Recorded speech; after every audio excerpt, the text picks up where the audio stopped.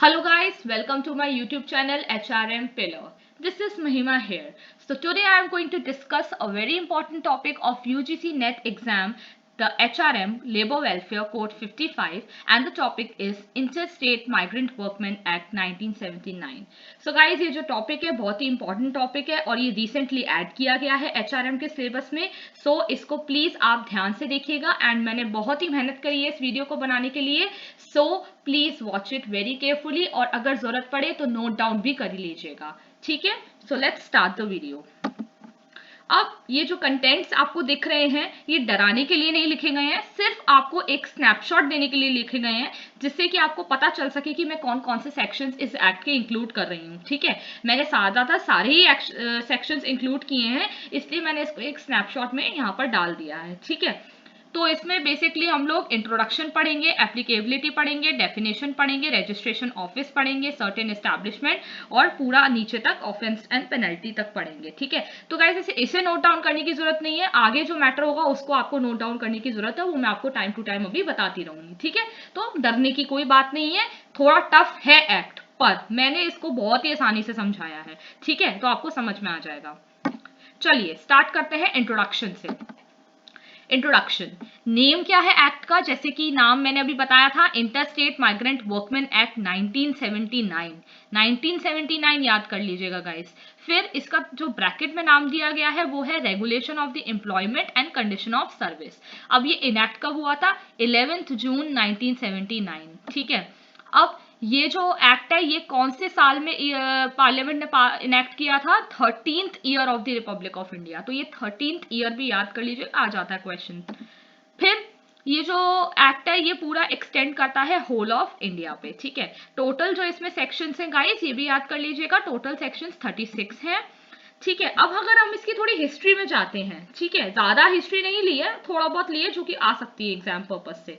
ठीक है, तो 28th जो स्टेट लेबर मिनिस्टर कॉन्फ्रेंस हुई थी 21/10/1976 में. ठीक है, ईयर याद कर लीजिए, 1976 में एक लेबर मिनिस्टर की कॉन्फ्रेंस हुई थी जिसमें 28 स्टेट्स के लेबर मिनिस्टर्स थे. ठीक है, और उन्होंने एक रिकमेंडेशन दिया कि एक स्मॉल कॉम्पैक्ट कमेटी बननी चाहिए जो कि सारे इश्यूज को देखेगी इंटरस्टेट वर्कर्स के एम्प्लॉयमेंट से रिलेटेड. ठीक है, अब उसमें क्या हुआ, उस कमेटी का क्या रिकमेंडेशन निकला, जो कॉम्पैक्ट कमेटी बनी थी उसी की वजह से ये रिकमेंडेशन निकला कि इस इंटरस्टेट माइग्रेंट एक्ट एक होना चाहिए. ठीक है, तो उसकी वजह से इस एक्ट का इंट्रोडक्शन हुआ. ठीक है, तो ये कमेटी का नाम याद रख लीजिएगा और कॉन्फ्रेंस का नाम याद रख लीजिए और डेट याद रख लीजिए. ठीक है, अब इसका एक ऑब्जेक्टिव है.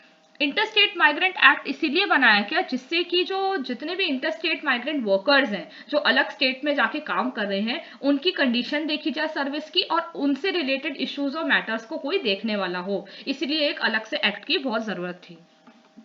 ठीक है, अब आते हैं एप्लीकेबिलिटी पे. अब एप्लीकेबिलिटी जो इसकी एक्ट की है उसे दो चीजों में डिवाइड किया गया, एक तो एस्टैब्लिशमेंट, दूसरा कॉन्ट्रैक्टर. अब जो एस्टैब्लिशमेंट है इसका मतलब ये है कि कोई भी एस्टैब्लिशमेंट मतलब कोई भी इंडस्ट्री जिसके अंदर 5 या 5 से ज्यादा इंटरस्टेट माइग्रेंट वर्कर एम्प्लॉय हैं और वो 12 महीने से लगातार में काम कर रहे हैं तो वो उसके ऊपर ये एक्ट एप्लीकेबल हो जाता है. ठीक है गाइस, ये ध्यान दीजिएगा, मैंने जितना भी हाईलाइट करे हैं वर्ड्स उनको आप ध्यान दीजिए, वो क्वेश्चंस आते हैं इसीलिए ही हाईलाइट करती हूँ. ठीक है, सेकंड आता है कॉन्ट्रैक्टर. कॉन्ट्रैक्टर का मतलब क्या? जितने भी कॉन्ट्रैक्टर जो 5 से ज्यादा इंटरस्टेट माइग्रेंट वर्कर को कॉन्ट्रैक्ट में लेते हैं अपने साथ और उनको 12 महीने से ज्यादा हो गया है काम करते करते, उनके ऊपर भी ये एक्ट एप्लीकेबल हो गया. तो इस अगर एक्ट को हम देखें तो ये दो पार्ट्स में डिवाइड है, एस्टैब्लिशमेंट और एम्प्लॉयर.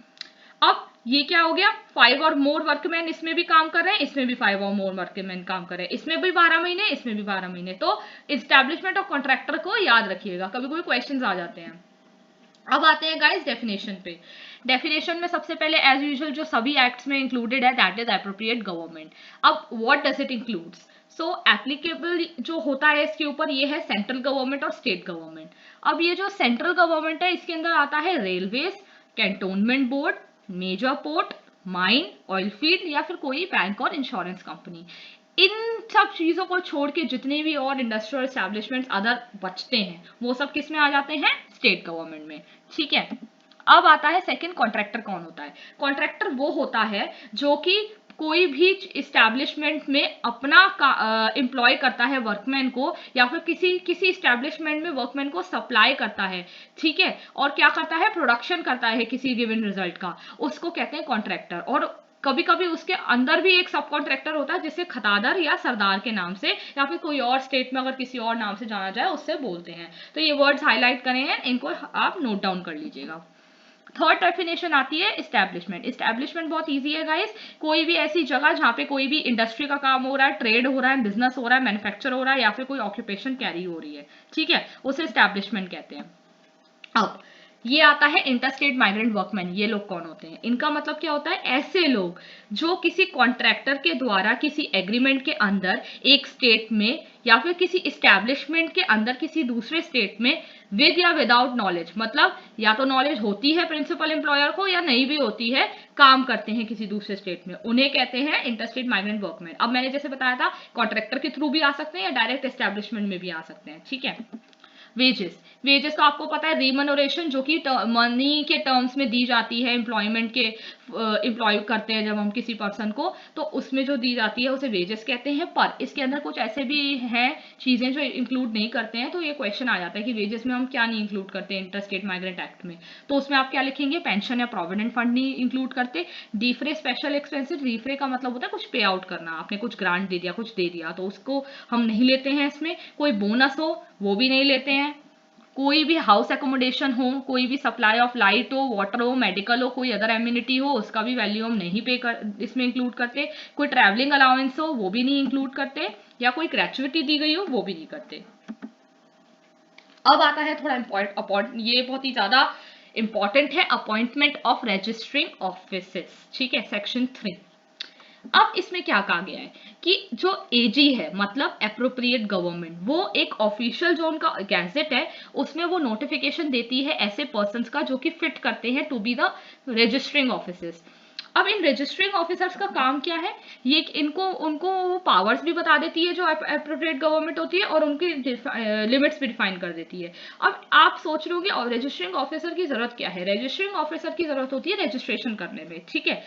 अब देखते हैं रजिस्ट्रेशन कैसे होता है सर्टेन एस्टैब्लिशमेंट का। मैंने आपको बताया दो तरीके से एप्लीकेबल होता है, या तो कोई कॉन्ट्रैक्टर के थ्रू आएगा या फिर कोई एस्टैब्लिशमेंट के थ्रू आएगा। जो एस्टैब्लिशमेंट के थ्रू आता है उसे रजिस्ट्रेशन कराना बहुत ज्यादा जरूरी है, ठीक है। अब कोई भी ऐसा एम्प्लॉयर है एस्टैब्लिशमेंट में, अगर वो रजिस्ट्रिंग ऑफिसर को क्या कहते हैं अपनी एप्लीकेशन देता है और उसके बदले में उसको फीस भी पे करनी पड़ती है उसका रजिस्ट्रेशन होए, ठीक है, फिर 1 मंथ के अंदर अंदर रजिस्ट्रिंग ऑफिसर को चेक करनी होती है उसकी एप्लीकेशन फॉर्म, और अगर सब कुछ कंप्लीट है सारे रिस्पेक्ट्स में, सारा एप्लीकेशन फॉर्म ठीक है, तो वो उसका रजिस्ट्रेशन कर देता है। अगर सही नहीं है तो वो एप्लीकेशन फॉर्म को वापस रिटर्न कर देता है। कितने महीने, 1 मंथ का ही है इसमें एक्सपायरी डेट। अब अगर 1 मंथ के अंदर अंदर रजिस्ट्रेशन और जो रजिस्ट्रिंग ऑफिसर है वो रिस्पॉन्ड ही नहीं करता, मतलब ना वो बताता है कि सही है ना वो बताता है कि गलत है, तो फिर इसमें गलती हो जाती है रजिस्ट्रिंग ऑफिसर की। तो फिर क्या करना होता है, उसको 15 दिन के अंदर अंदर एप्लीकेशन रजिस्टर कर कर सर्टिफिकेट ऑफ रजिस्ट्रेशन देना पड़ जाता है एस्टैब्लिशमेंट वाले को, मतलब ओनर को, ठीक है। फिर अब उसमें उसके पास कोई ऑप्शन नहीं है, उसको सर्टिफिकेट ऑफ रजिस्ट्रेशन देना पड़ता है, क्योंकि वो 1 मंथ के अंदर अंदर रिस्पॉन्ड ही नहीं करता है एम्प्लॉयर को, कि बताता ही नहीं है कि सही है कि गलत है, तो 15 डेज के अंदर अंदर उसको बताना पड़ता है, ठीक है। ये जितने भी हाईलाइट करे हुए हैं गाइस, प्लीज इसको आप देख लीजिएगा और इसे नोट डाउन भी कर लीजिएगा। अब आता है सेक्शन 5 रेवोकेशन।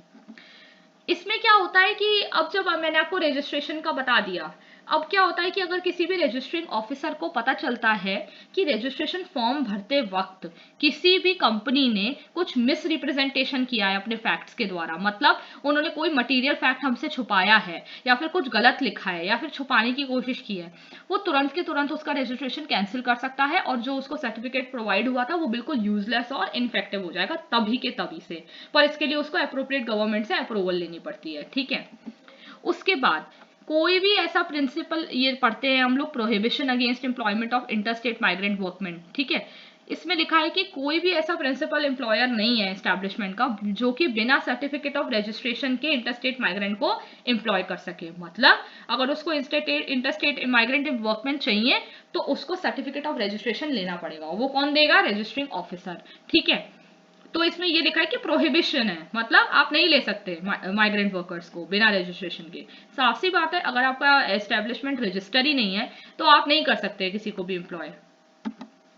फिर आता है, अब ये क्या बात हो गई, इस्टेब्लिशमेंट में आपको रजिस्ट्रेशन कराना जरूरी है।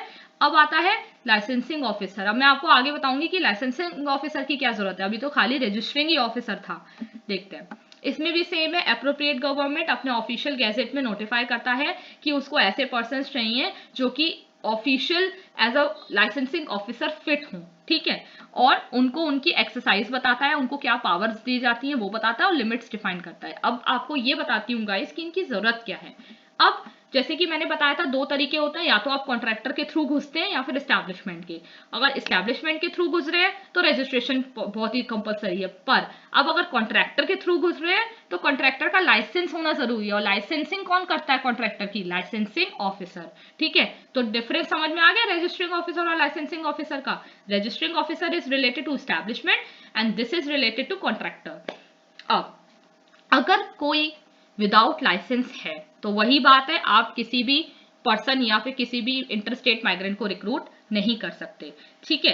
अब इस लाइसेंस की जरूरत क्या होती है, इस लाइसेंस के अंदर कंडीशंस लिखी होती हैं कि क्या क्या टर्म्स एंड कंडीशंस, क्या एग्रीमेंट के अंदर आप लोग वर्कमैन को रिक्रूट करेंगे, उसकी वेजेस क्या होंगी, उसके आवर्स ऑफ वर्क्स क्या होंगे, उसकी फिक्सेशन ऑफ वेजेस क्या होगी, और अदर एमिनिटीज उसको प्रोवाइड होंगी कि नहीं होंगी with respect to interstate migrant worker, ठीक है। इसलिए लाइसेंसिंग करना जरूरी है। अब कैसे ग्रांट की जाता है licence, every application for the grant of licence shall be made, ठीक है। अब जैसे कि उसकी एप्लीकेशन फॉर्म होती है, इसकी भी एप्लीकेशन फॉर्म होती है, इसको भी अप्लाई करना पड़ता है प्रिस्क्राइब्ड एक फॉर्म में। इसके अंदर भी पर्टिकुलर्स होते हैं जिसके अंदर लोकेशन लिखी होती है अपने उसके एस्टैब्लिशमेंट की, कॉन्ट्रैक्टर की, उसका नेचर लिखा होता है कि कैसा काम करवा रहे हैं, उसके अंदर उसके ऑपरेशंस लिखे होते हैं जो कि इंटरस्टेट माइग्रेंट वर्कर को वो लोग जब एम्प्लॉय करते हैं, तो ये सब ग्रांट करना पड़ता है लाइसेंस में। अब ये जो लाइसेंस उन्हें ग्रांट किया जाता है ये कोई स्पेसिफिक पीरियड तक ही वैलिड रहता है, उसके बाद उन्हें फिर से उसको री इशू कराना पड़ता है, ठीक है, रिन्यू होता है वो, और उसकी भी पेमेंट लगती है, फीस मिलती है, ठीक है। अब ये क्या है, रिवोकेशन, जैसे कि उसमें रिवोकेशन हो रहा था, रजिस्टरिंग ऑफिसर कर रहा था, इसमें भी हो सकता है लाइसेंस का। अगर कोई लाइसेंस जो होल्डर है वो सारी कंडीशंस को फुलफिल नहीं कर पाता जो कि लाइसेंस के अंदर लिखी गई हैं, तो लाइसेंसिंग ऑफिसर के पास ये एक पावर है कि वो उसकी लाइसेंस को रिवोक कर सकता है, और उसकी सिक्योरिटी, मतलब जो उसका वहां पे एस्टैब्लिशमेंट या जो भी सिक्योरिटी है जो उसका मन करे उस पर वो कब्जा कर सकता है, मतलब फोरफीट कर सकता है, ठीक है।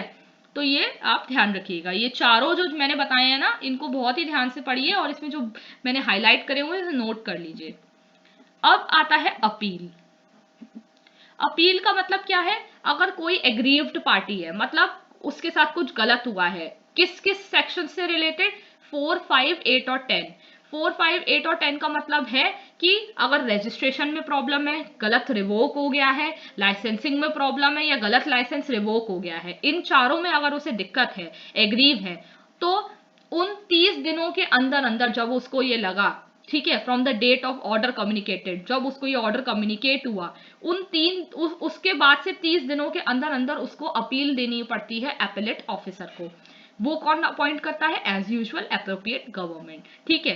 अब जो ये एपेलेट ऑफिसर है, ये अगर 30 दिन बाई चांस एक्सपायरी हो जाते हैं, वो बाद में बताता है एपिलेट ऑफिसर को, तो अगर एपिलेट ऑफिसर उसे एंटरटेन करना चाहता है तब भी, क्योंकि उसको उसकी जो कॉज है या फिर सफिशिएंट जो उसने रीजन बताया है उसके साथ जो हुआ है, अगर उसको सच्चा लगता है, अगर उसकी मर्जी है, वो चाहता है एंटरटेन करना, तो वो 30 दिन के बाद भी कर सकता है। पर अगर एक एक्सपायरी डेट देखी जाए तो वो 30 दिन है, ठीक है।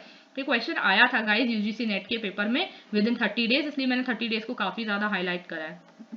अब जब उसको ये मिल जाती है अपील एपेलेट ऑफिसर को पार्टी के द्वारा कि इसके साथ ये हुआ है, फिर उसको ये अपॉर्चुनिटी मिलती है कि दोबारा उसकी अपील को हर्ड किया जाए और डिस्पोज किया जाए एज सून एज पॉसिबल, मतलब उसकी सुनी जाए कि उसके साथ गलत हुआ है, गलत रिवोक हुआ है, गलत उसका रजिस्ट्रेशन कैंसिल किया गया है, तो ये हो सकता है। अब मैं आपको अगर डायग्राम में समझाऊं तो एग्रीव पार्टी अपील देगा एपेलेट ऑफिसर को, फिर वो डिस्पोज कर सकता है उसकी अपील विद इन 30 डेज, ठीक है। तो ये मैंने आपको बता दिया। अब आता है वेजेस वेलफेयर और क्या क्या फैसिलिटीज इसके अंदर प्रोवाइड की जाती हैं। तो इंटरस्टेट माइग्रेंट में किसी भी वर्कर को मिनिमम वेजेस एक्ट 1948 के अकॉर्डिंग उससे कम वेजेस नहीं देनी है, जो भी इसके अंदर फिक्स्ड है। इस मिनिमम वेजेस एक्ट में जितनी भी वेजेस फिक्स्ड है उससे ज्यादा आप उससे कम नहीं दे सकते, ठीक है। नो केस पेड लेस, ठीक है, इससे कम आप नहीं देंगे जितनी उसमें फिक्स्ड है। फिर इसमें और क्या क्या होता है, हॉलीडेज दे रखे होते हैं, आवर्स ऑफ वर्क दे रखे होते हैं और अदर कंडीशंस ऑफ सर्विसेज दे रखी होती है। फिर आता है डिस्प्लेसमेंट अलाउंस। डिस्प्लेसमेंट अलाउंस का मतलब होता है कि जितने भी कॉन्ट्रैक्टर होते हैं इंटरस्टेट माइग्रेंट वर्कर में, उनको डिस्प्लेसमेंट अलाउंस दिया जाता है उनकी वेज मंथली वेजेस का 50% या फिर 75 rupees whichever is higher. अब जैसे किसी के वेजेस का 50% 50 रुपए ही निकल रहा है, तो ऐसा नहीं कि आप 50 रुपए दे दोगे डिस्प्लेसमेंट अलाउंस, नहीं 75 दोगे, ठीक है। और किसी का 50% 100 रुपए निकल रहा है, तो फिर आप तब 100 रुपए दोगे, मतलब 50% ऑफ वेजेस या फिर 75 रुपए, दोनों में से जो ज्यादा वाला अमाउंट होगा वो आपको डिस्प्लेसमेंट अलाउंस देना है, ठीक है। फिर थर्ड आता है जर्नी अलाउंस। जर्नी अलाउंस क्या होता है, अगर कोई इंटरस्टेट माइग्रेंट एक स्टेट से दूसरे स्टेट में आपके काम के लिए, कॉन्ट्रैक्टर के काम के लिए जा रहा है इधर से उधर, तो कॉन्ट्रैक्टर का ये फर्ज है कि वो उसको जर्नी अलाउंस दे, और वो कितना होना चाहिए, उसके आने और जाने के फेयर से कम नहीं होना चाहिए, ठीक है। अब अगर बाय चांस कॉन्ट्रैक्टर फेल हो जाता है, वो नहीं देता है, तो ये अलाउंस कौन पे करेगा, मेन प्रिंसिपल एम्प्लॉयर। भाई कॉन्ट्रैक्टर को किसी ने एम्प्लॉय करा है, वो प्रिंसिपल एम्प्लॉयर है, तो वो देगा। पर हाँ, बाद में प्रिंसिपल अब एम्प्लॉयर कॉन्ट्रैक्टर से अपने अलाउंसेस को रिकवर कर सकता है, पर एम्प्लॉय को मिलना चाहिए, वर्कमैन को मिलना चाहिए, ठीक है। इसके बाद आता है सेक्शन 20 के अकॉर्डिंग इंस्पेक्टर। इंस्पेक्टर कौन करता है, इसमें भी अप्रोप्रिएट गवर्नमेंट एक नोटिफिकेशन डालती है ऑफिशियल गैजेट में और अपॉइंट करती है इंस्पेक्टर को। इसके अंदर वो उनके लिमिट्स और पावर्स बताती है। क्या क्या पावर्स और लिमिट्स हैं इसके अंदर, वो बताती है पेमेंट ऑफ वेजेस बताती है, कंडीशन ऑफ सर्विसेज बताती है, ठीक है, या फिर फैसिलिटीज क्या क्या है वो बताती है, ठीक है। ये इंस्पेक्टर की पावर्स बता रही हूँ मैं। फिर इनके साथ ये प्रोविजन है कि ये किसी भी स्टैब्लिशमेंट में जाकर किसी का भी रजिस्टर देख सकते हैं, किसी का भी रिकॉर्ड दे सकते हैं, किसी का भी नोटिस देख सकते हैं, ठीक है। फिर ये किसी का भी कोई भी कॉपी ऑफ रजिस्टर या फिर रिकॉर्ड ऑफ वेज या कोई भी नोटिस सीज करके अपने साथ लेकर भी आ सकते हैं। और कोई अगर उनको किसी इंटरस्टेट माइग्रेंट वर्कमैन पे कोई डाउट है तो उसको वो लेकर जा सकते हैं और उस पर्सन को एग्जामिन भी कर सकते हैं। तो ये जो 4 चीजें लिखी है ना गाइस, इसको आप कहीं ना कहीं नोट डाउन कर लीजिए, बहुत ही इंपॉर्टेंट पावर्स दिए गए हैं इंस्पेक्टर के।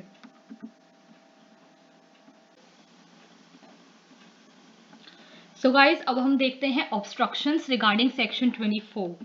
तो इसमें क्या दिया गया है, अगर कोई इंस्पेक्टर के द्वारा दिए गए किसी भी वो जो भी देता है पनिशमेंट को ऑब्स्ट्रक्ट करता है, मतलब नहीं मानता है, ठीक है, तो उसको क्या पनिशमेंट दी जाएगी, या तो उसको जेल हो जाएगी 2 साल के लिए, जो कि एक्सटेंड भी की जा सकती है, या फिर उसको फाइन देना पड़ेगा 2000 रुपए, या फिर दोनों, फाइन भी देना पड़ेगा और जेल भी हो जाएगी, ठीक है। अगर कोई विलफुली मतलब जानबूझकर रिफ्यूज करता है किसी भी इंस्पेक्टर को जो वो डिमांड कर रहा है, जिस रजिस्टर या डॉक्यूमेंट को देता नहीं है इंस्पेक्टर को जो वो डिमांड कर रहा है, तो उसमें भी उसको इम्प्रिजनमेंट हो जाती है 2 साल की, और उसको फाइन देना पड़ता है 2000 रुपए का, या फिर बोथ। अब कॉन्ट्रवेंशन ऑफ प्रोविजन, अगर कोई कॉन्ट्रवीन करता है प्रोविजन से रिलेटेड एक्ट के, ठीक है, इसमें क्या होता है कि कोई भी प्रोविजन जो है जितने मैंने बताए हैं उसको वो मानता नहीं है, कोई भी कॉन्ट्रैक्टर या फिर कोई इस्टेब्लिशमेंट, ठीक है, फिर उसमें क्या होता है, उसको इम्प्रिजनमेंट होती है 1 साल की, या फिर उसको फाइन देना पड़ सकता है 1000 रुपए का, या दोनों।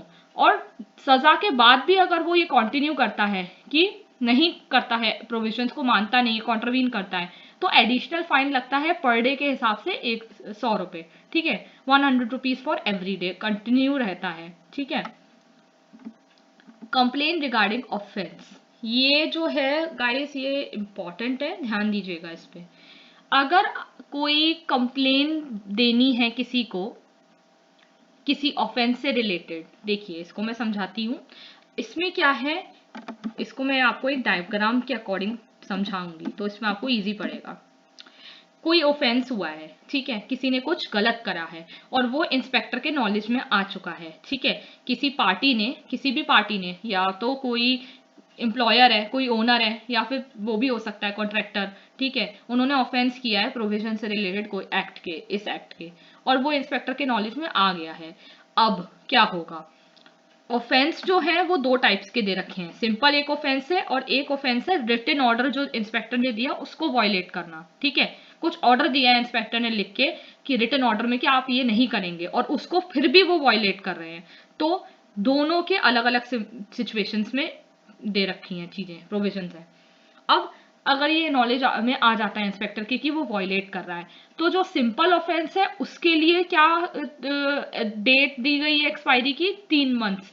3 मंथ्स के अंदर अंदर आपको कंप्लेन करना जरूरी है कोर्ट को, इंस्पेक्टर को। ठीक है, और अगर रिटन ऑर्डर का कोई वॉयलेशन कर रहा है कॉन्ट्रैक्टर या फिर इस्टेब्लिशमेंट, तो उसके लिए 6 महीने के अंदर अंदर आपको कंप्लेन करना जरूरी है। लिखा भी है, if the offence involves violation of a written order then the complaint has to be filed within 6 months. ठीक है, कोई सिंपल ऑफेंस किया है तो 3 महीने के अंदर अंदर, अगर वॉयलेशन किया है किसी रिटन ऑर्डर का तो 6 महीने के अंदर अंदर कंप्लेन करना है। ठीक है गाइज, ये मैं आपको कंप्लेंट रिगार्डिंग ऑफेंस जो सेक्शन है इसलिए समझा रही हूँ क्योंकि इससे रिलेटेड 2018 के पेपर आया है ये क्वेश्चन कि कितने महीने के अंदर अंदर आप कंप्लेन कर सकते हैं, तो इसमें ऑप्शन दिए गए थे और इसका आंसर 3 मंथ्स था। ठीक है, ये यूजीसी नेट एचआरएम में 2018 और 2019 में भी आया है, इसीलिए मैंने इसको इंक्लूड किया है। और जितना भी इंक्लूड किया है सभी कुछ आया है, सभी कुछ हाईलाइट जो है उसको आप नोट कर लीजिए, क्वेश्चन सबसे बने हैं। ठीक है, so thank you so much guys for watching my video.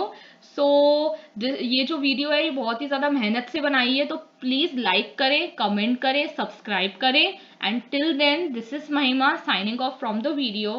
Good bye.